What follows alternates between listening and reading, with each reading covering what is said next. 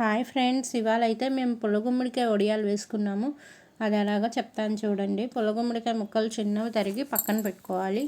మినప్పప్పు నానబెట్టి అది రుబ్బుకొని ఆ మినప్పప్పు ముద్దలోని గుమ్మడికాయ ముక్కలు, పచ్చిమిరపకాయల ముద్ద, జీలకర్ర, ఇంగువ, ఉప్పు వేసి కలుపుకోవాలి. ఆ ముద్దని బాగా కలుపుకొని అంతా కలిసిందాక ఆ తర్వాత ఆ ముద్దని వడియాల్లాగా నూనెలోని గారెలు వేసుకున్నట్టు వేసి వేపుకోవడమే.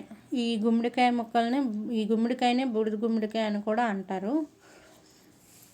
మేము ఎప్పుడు గుమ్మడికాయలు ఉన్నా పొల గుమ్మడికాయలు ఇలాగే చేసుకుంటాము. మీరు కూడా ఈసారి ట్రై చేసి చూడండి. ఇవి సాంబార్లోకి, అన్నంలోకి చాలా బాగుంటాయి. ఈ ముద్దనే ఫ్రిడ్జ్లో పెట్టుకొని ఎప్పటికప్పుడు కావలిస్తే అప్పుడు కూడా వేసుకోవచ్చు వడియాలు. మీరు కూడా ట్రై చేసి ఎలాగున్నాయో కామెంట్లో చెప్పండి. ట్రై చేయండి, బాగుంటాయి. బాయ్.